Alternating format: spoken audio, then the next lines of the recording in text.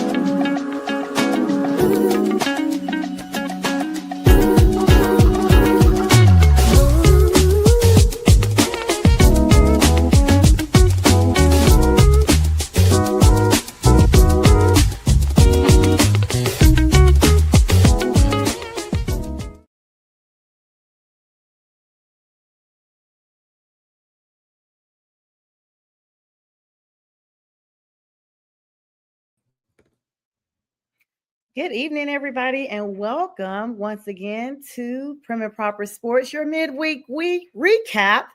I'm your host, Sonia, and it's great to have everyone on this week one recap going into the eve of week number 2 of the NFL 2025 season. You guys probably have guessed it correctly. Once the season kicks off, this will be the bulk of conversation for my show, particularly on Wednesday nights. If you are watching, please feel free to say hello. I will catch your comments on the back end. Thank you for all the loyal supporters, likes, loves, shares. Shout out to the production team, B. Strilla, the one who makes these great graphics and my introductory song and outro song, as well as Pink Fanfur, who does all my promos. Shout out to them both.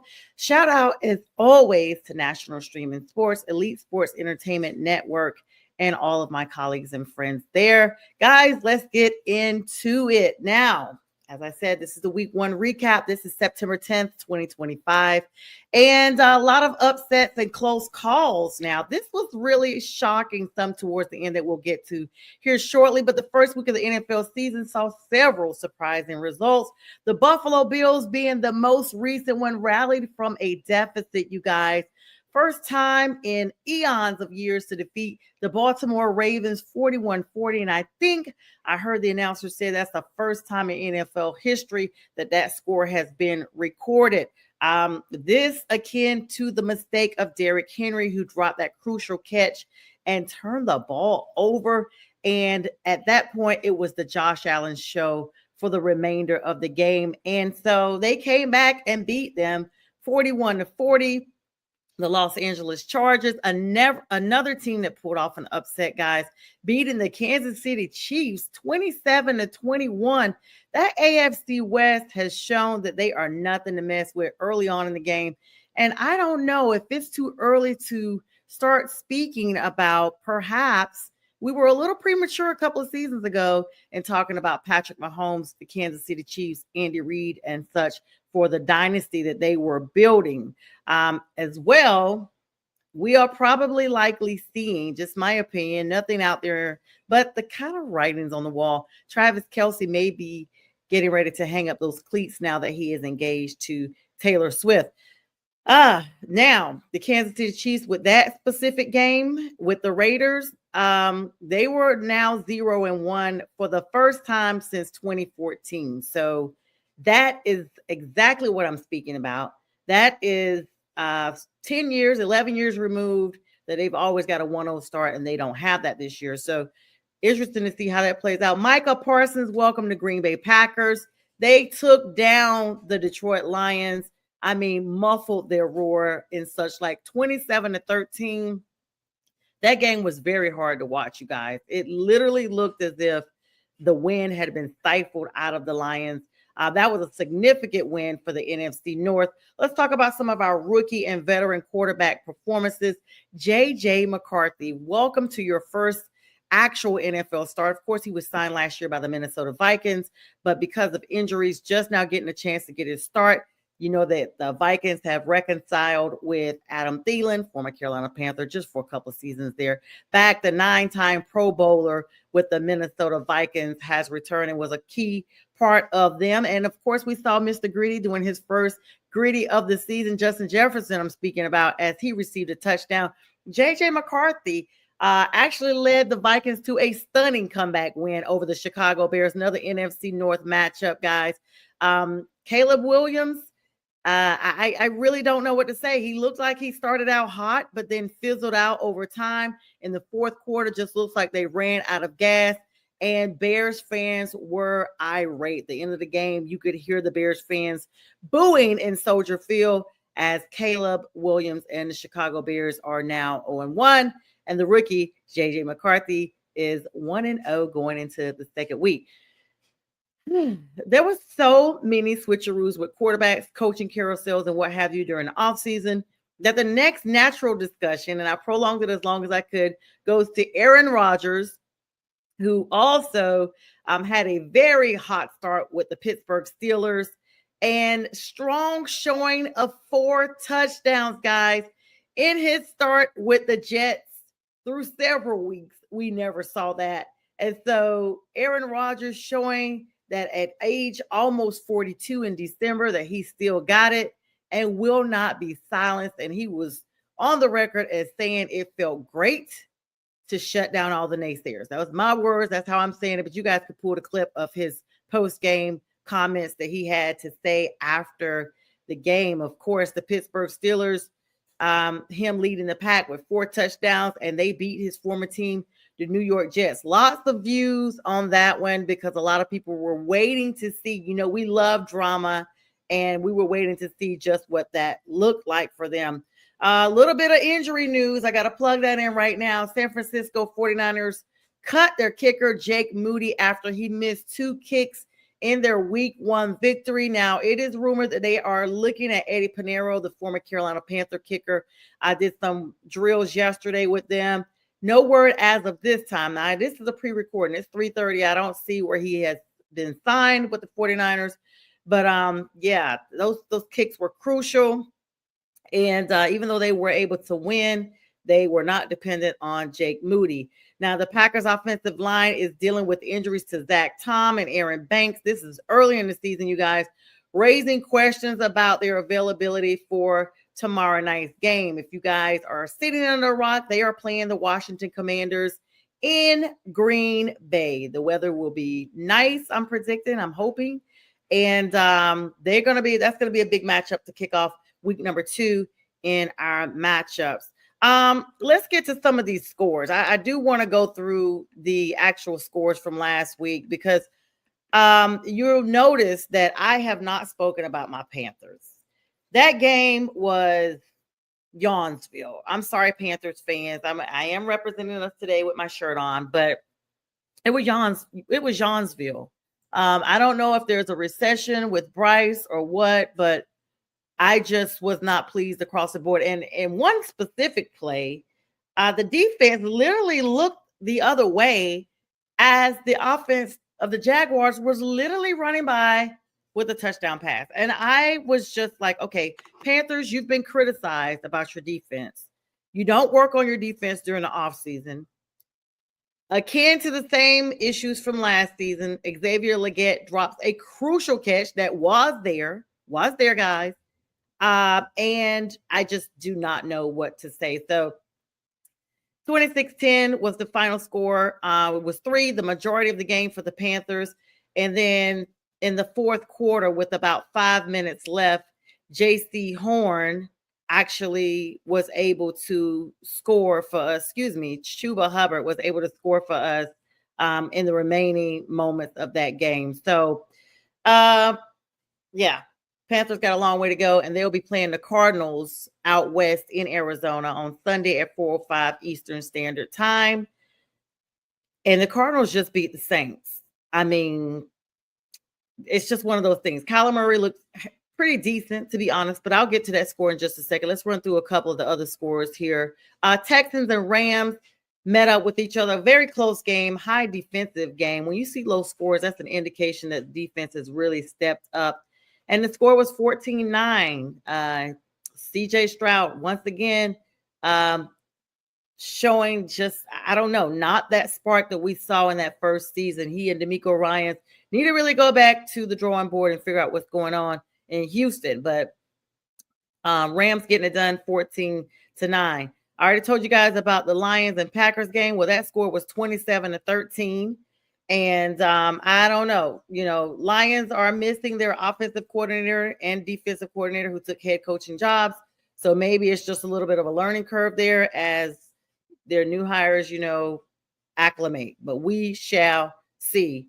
Next game, Tennessee Titans and the Denver Broncos. Now, the Titans with Cam Ward actually showed very, very, very good potential, in my opinion, especially against defensive-minded Sean Payton's Denver Broncos. The score was only 20-12, guys. I mean, it was a very good game the majority of the time.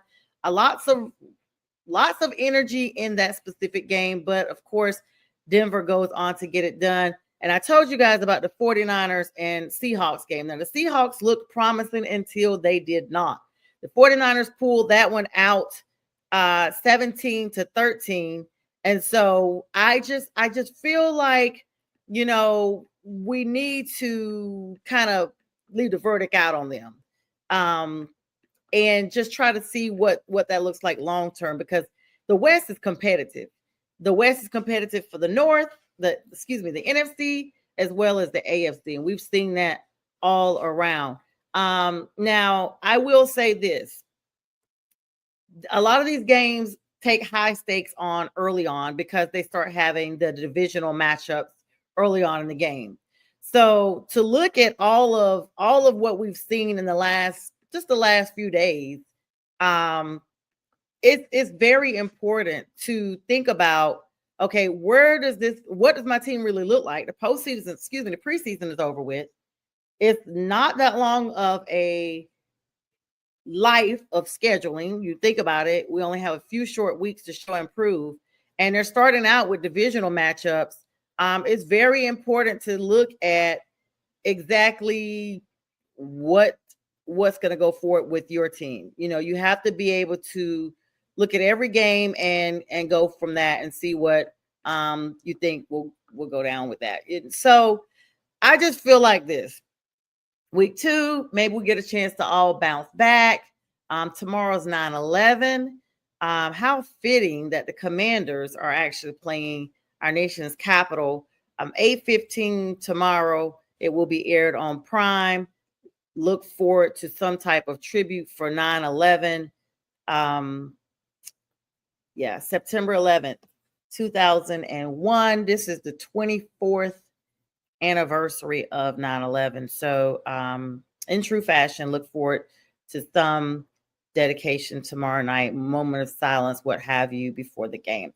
All right, moving on into Sunday, September 14th, 1:00 games. We got the Jacksonville Jaguars playing the Bengals, who the Bengals look good, y'all. People were complaining, saying that the Bengals put all this money in their offense, their big three. Well, they showed up at least in week 1 and got the win over the Browns. So now the Jaguars are going to be able to play them. And Travis Hunter played only 6 snaps on the defense, but over 30 in the offense. And so I don't know if they're trying to find his niche. He's says he wants to play both sides of the ball. This is going to be interesting to see what that looks like because this is the big leagues, Travis. I don't know how you're going to, be stamina-wise in such a high-impact game and very, very offensively minded, defensively minded, and just the tempo of the game is so much faster.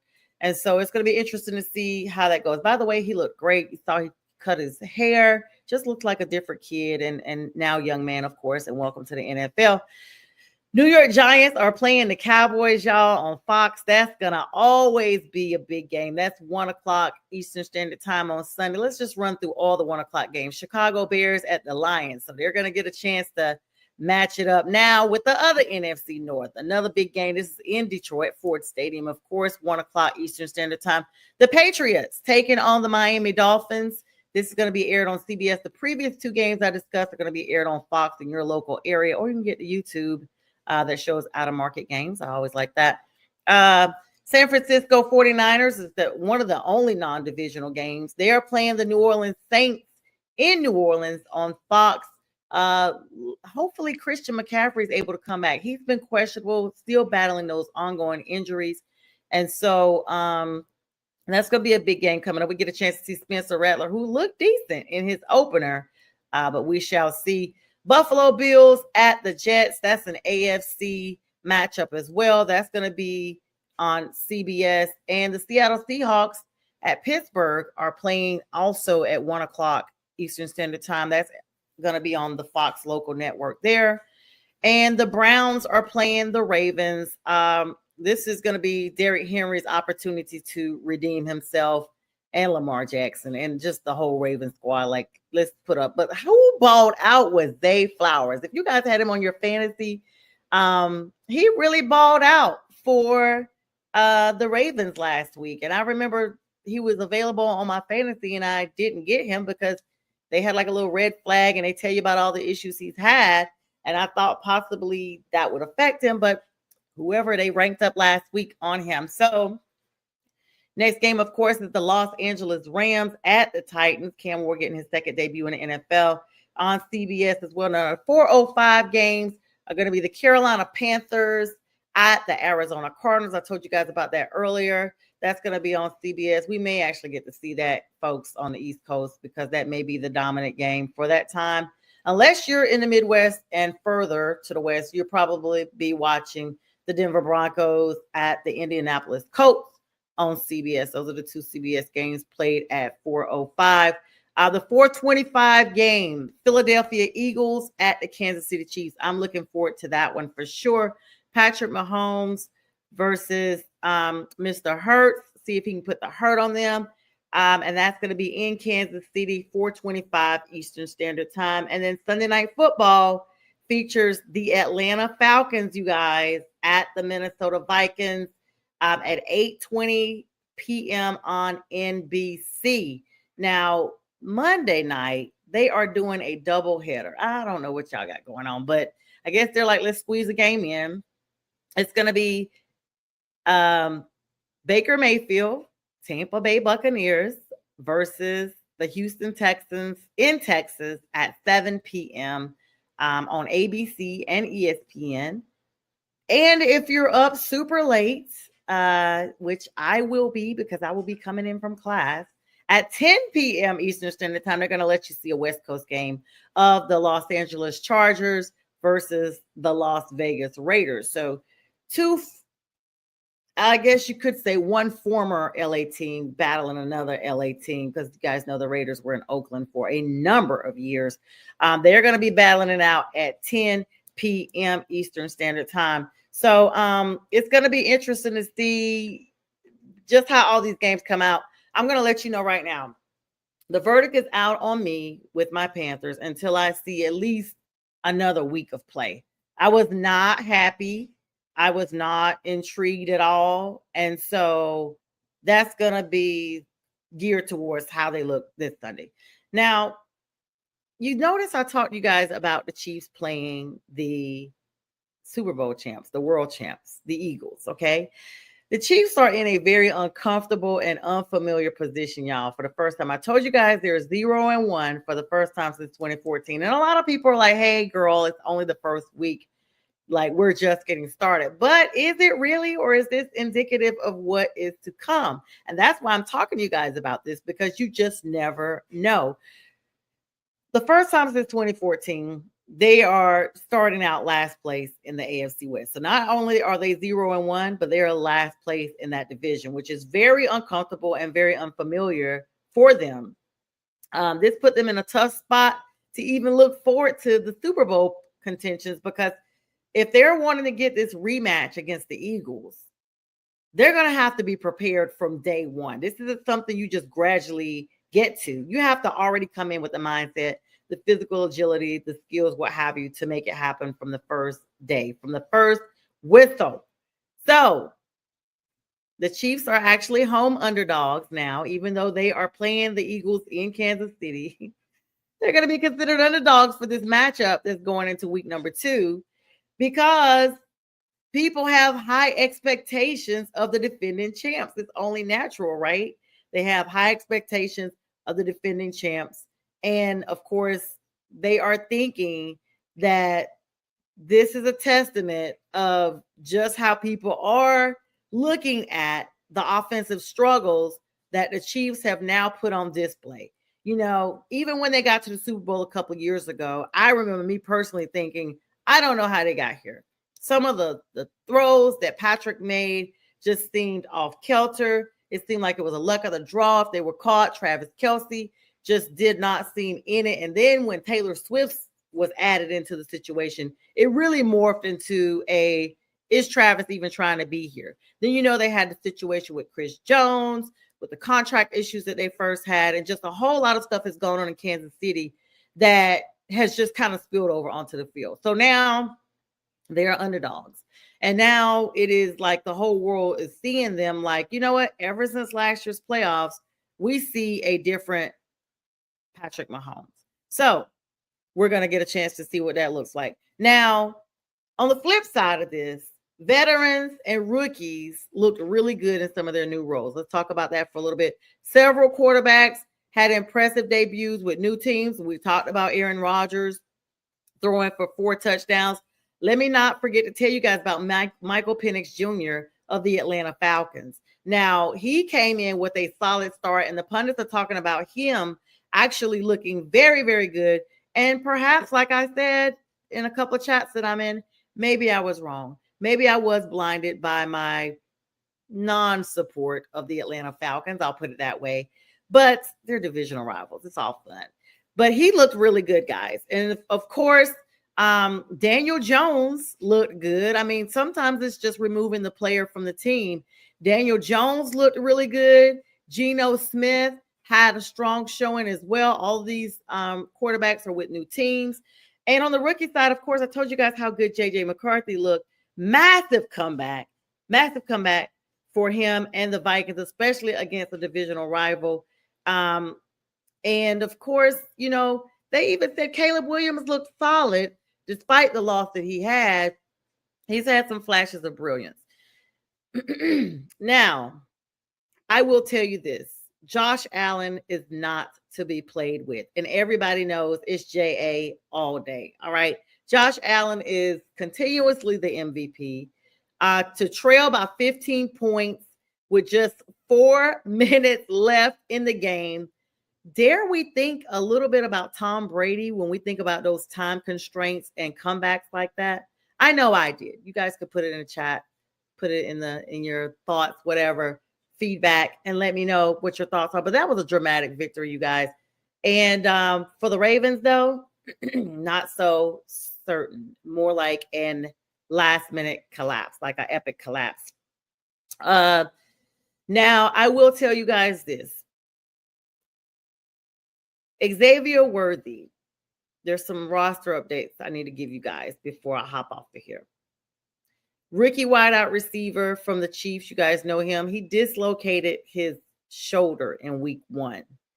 So now his full timeline of recovery is not clear at this point, but he is expected to miss their next couple of meetings. So that's a big hole for Kansas City. That wide receiver position, he has solidified it, and that's gonna probably equate the Eagles amassing a lot amount of points in this game. Michael Parsons, officially, shockingly, now he's with the Packers, is now supposedly nursing a back injury and possibly questionable for tomorrow night's game. Come on, Michael. You just got all this money, bro. Stretch it out. Make it happen.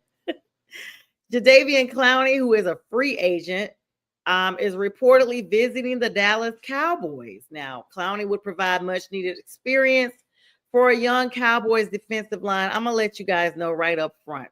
I'm not sold on that because Jadeveon came to the Panthers and fused few thoughts I can provide here on just what happened there.